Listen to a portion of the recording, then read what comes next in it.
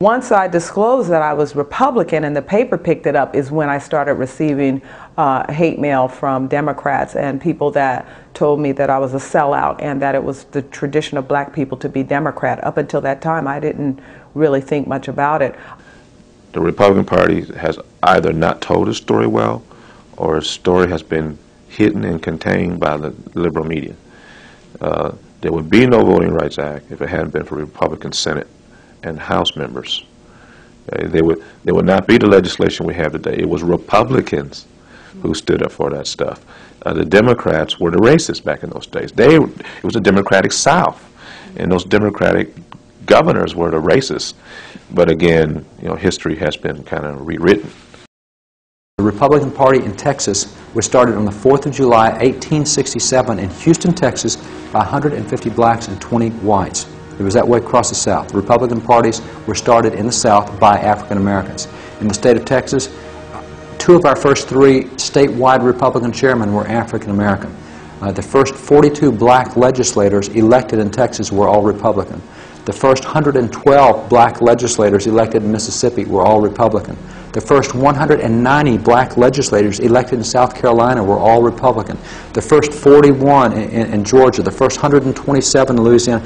So now you've got all these African Americans really stepping up and starting to gain political standing, political power.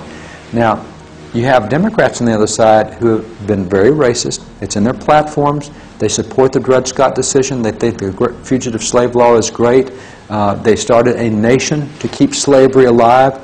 Very racist. And so now they're facing a situation where that these blacks are now their rulers, are now in office, are now U.S. senators, are now U.S. How do you stop that? 1866, Democrats themselves started the Ku Klux Klan. Its purpose was not to kill blacks.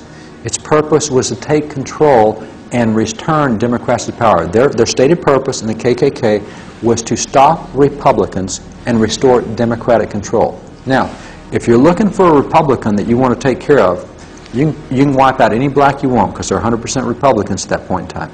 You can't wipe out any white. I mean, some whites might be Democrats. You got to be a little more judicious when you're wiping out whites.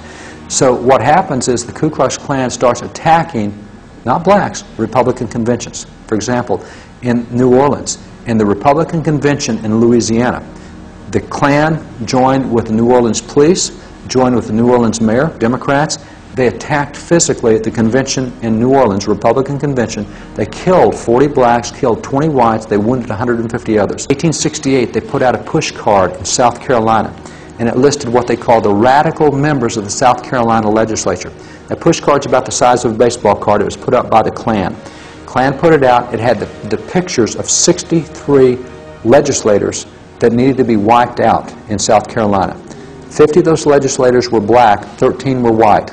Now, they were all 63 Republican. On the back of the card, it gave you the name of each legislator so you'd know who you're trying to kill. Congress starts these hearings in this group called the Klan.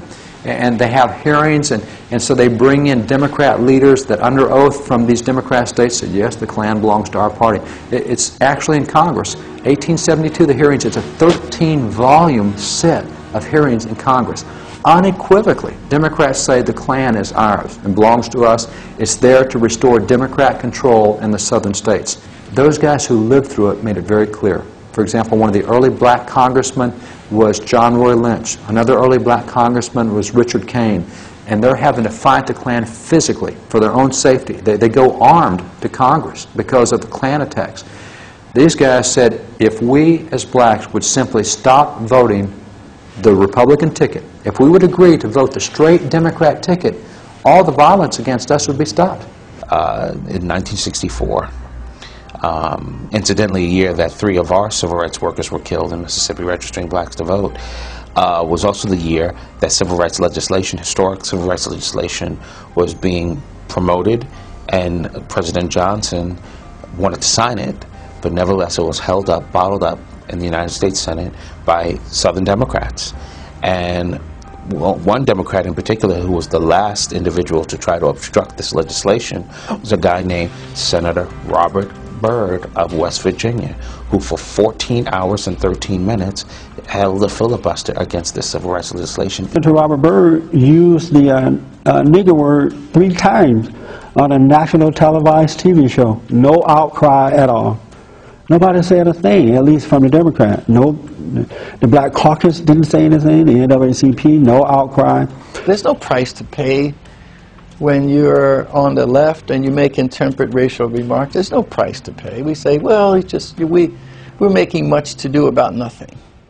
They wanted to destroy Trent Lott. I mean, they went after him on BET, and this man had to eventually apologize, but nothing from Senator Robert Byrd. Hypocrisy of liberals and media around how they reacted to Dodd's praise of Byrd on the Senate floor, and the reaction of Trent Lott praising an old man that was going to be dead within a year. Contrast that with the absolute silence of the liberal media around Bob Byrd being praised. I mean, a Klansman, a Klan leader, not just a member of the Klan, not just influenced by the Klan, but a operational leader of the Klan. One of the things that has mystified me most over the last few years is to look at the civil rights establishment and have them regard the news of Colin Powell becoming America's first black Secretary of State, Condi Rice becoming America's second black National Security Advisor, and not hear some of them say, look, we have differences in opinion over their policies, we don't necessarily approve of everything they believe in, but this is a great step forward for Americans and black Americans in particular. What you hear instead is that, well, they're tokens and maybe they're wannabe whites, and you have these awful cartoons, political cartoons that were done after Condi Rice was named Secretary of State, where she was sitting on a porch barefoot, looking like some kind of a welfare queen or something like that, speaking in jive. You had another one where she was a parrot sitting on George Bush's shoulder with big fat lips. I mean, just the most awful, hideous racial stereotypes, anti-black stereotypes, being hurled in the face of a very, very intelligent woman who was a Stanford University provost, speaks Russian, very accomplished woman from all... To ascribe positive things to whiteness and negative things to blackness. So the kid who goes to the library and who plays the piano, the classics, who studies, is acting white. What it says basically, the people who argue that way, is that we black people don't have control over our own minds. We're not allowed to think what we wish, and we're essentially supposed to walk around in a racial plantation where everybody's liberal, everyone believes in the Democratic Party, and in that respect we're not really men and women, but sort of like cattle. And so then they think, well, do I want to let my race down by acting white? Do I want to betray my people by acting white? And they say, well, I guess not. I guess I'll act black and come to school unprepared, not participate, not speak in proper English, talk jive. And what happens? You see a young black child's mind close up like that, and the kid's scores go down. And what have you done? You've ruined an American citizen for life. Condi Rice and Colin Powell, we don't know if they're really black. But the drug dealer on the corner is black.